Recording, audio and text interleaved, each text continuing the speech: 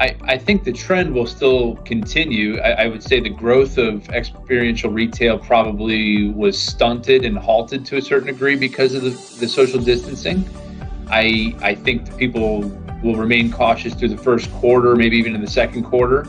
And I think everybody's optimistic by summer of next year, 2021, I should say, that people will be going back into stores, and that's when I think the growth of experiential retail will continue on the same kind of trajectory that it was prior to 2020 and the pandemic hitting. But experiential retail is definitely the way of the future, and everybody's going to continue to adapting to that.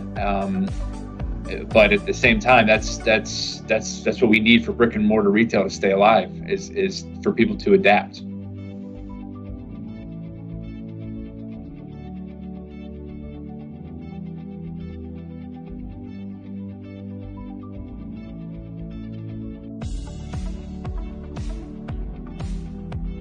The way that restaurants pivoted was going towards takeout and delivery.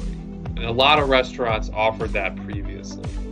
I think, if there's a lesson to be taken from any of this, it's that you need to be nimble and agile as an operator and be able to react to changing circumstances and consumer preferences. I mean, a great example of someone who did it well is Chow Osteria in the Rappaport portfolio. He very early on went heavily into takeout and delivery. He also engaged with a lot of community groups and raised awareness, through social media.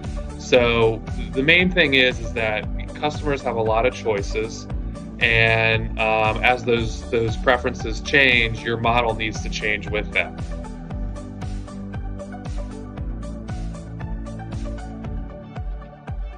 I would say, the second quarter, when the pandemic was kind of at its peak, and I think it was a state of shock for retail, and everybody was kind of paralyzed to a certain degree and didn't know where to go. And that's both the actual retail world as well as our industry of retail leasing. Nobody really knew what to do.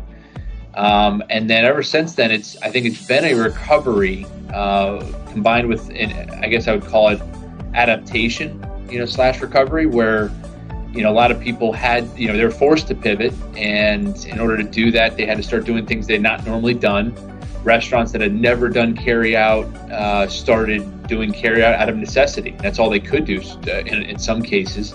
But even as they've been able to open up their dining inside, they've continued the carry out business. And again, that's kind of out of necessity because there's not a lot of people that are comfortable eating in a restaurant today. So far, the biggest winners have been large corporations like Walmart, Amazon, Home Depot. Those players that have both retail stores, but also, as I mentioned, a robust online presence to support that. I think the folks that have been hurt the most, and it rips my heart out because I have a real soft spot for mom and pop businesses. They just, many of them don't have the same resources, and it was harder for them to shift gears. So I think as time goes on and people update their business plans, you're going to see those guys come back. But for right now, I would say the biggest winners have been the national brands, like I said, like Walmart, Home Depot, on the food side, like a Chipotle, just because, they had a lot more wherewithal to kind of switch lanes in the middle of the race and meet this new set of circumstances. Restaurants with drive-thrus are the biggest winner, I would say. In the Chipotles of the world, fast casual restaurants that have already, they've always done carry-out business and have always done it extremely well. I think people are already comfortable with that, knowing they could go in and out of, I'm going to stick with Chipotle because they're a client of ours. I mean, you can go in and out of Chipotle in 5 minutes or less if there's not a line. And this day and age, there's not a lot of lines. So the reality is you can be in a place for 5 minutes or less and then bring your food home with you or to wherever you're going. And I think those folks have done extremely well.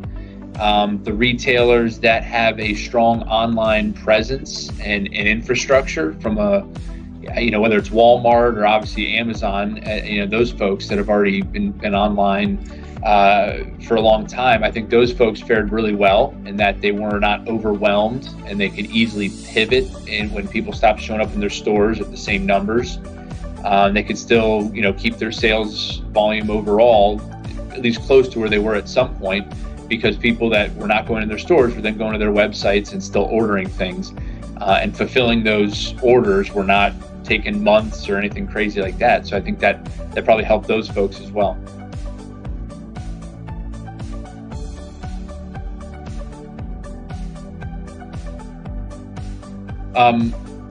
Well, it is in general. It's been pretty horrible for brokers, for landlords, and for tenants.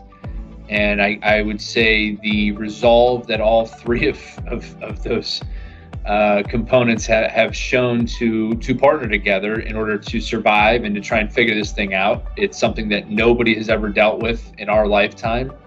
Therefore, it's not just one generation or the next. It's everybody that's in this industry has not dealt with something like this. And I think that's the good thing of that, is that everybody was in the same boat trying to figure this thing out. And so I'd say that there was, a lot less landlord evictions than there would have been if it was a minor issue that people had seen before, or just another recession. I think this is just a case where landlords, when it was feasible for them, obviously they have lending requirements that they have to fulfill. But when it was possible, I think they're showing a lot more, I guess mercy might be the right way to put it, for these tenants to work with them on the rent the best that they could. On the flip side, I saw tenants that were willing to, do everything they possibly could to pay their obligations to these landlords, even when they really couldn't do it.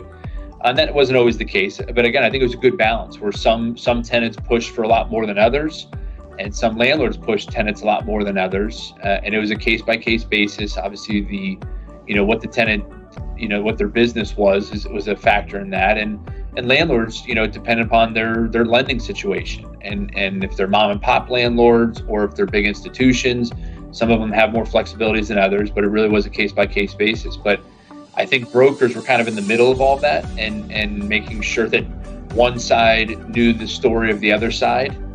Tenants a lot of times were just assuming landlords had to, just charge no rent for forever until this thing was over with. And that's not a realistic expectation. It's not fair to the landlords to assume that.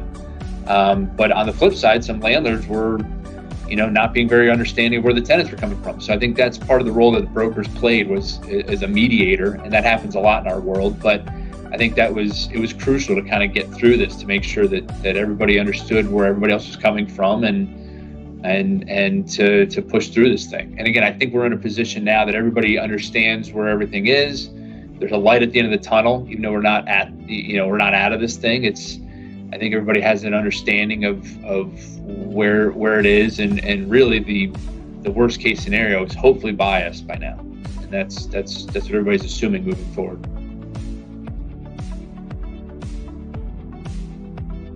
My biggest lesson learned from 2021 is that life always has a lesson for you. Even in the craziest of circumstances, there's always something that you can take away from it to make yourself better as both a person and as a professional. And for me in 2020, that was not only reevaluating, well, how am I providing value to my clients? How am I approaching my business? Does this match what's going on? And also on a personal level, just it was a reminder to cherish those relationships, because when there's a pandemic around, you can't count on anyone being here forever. And for me, it caused me to reconnect with some old friends and people I hadn't talked to in a long time. And for me, that was great. I'd say the biggest lesson I learned, it was pretty interesting to see how different people have responded to this thing. And again, that's individual people as well as companies and the approach that they took, and that's from the landlord side, the tenant side, and again everybody in between, in terms of how to work with this thing. Whether it was third-party vendors, attorneys or architects, people that were not able to work from their office and they were less efficient. I think we all learned a lot from that, but I think it was great to see. I guess I kind of mentioned this in the last question, but really how everybody kind of came together, and I think that's the biggest lesson that I took away, is that tough things are thrown at people, but at the end of the day, if we all work together, we can really come out of really the worst situation we've ever seen in this industry.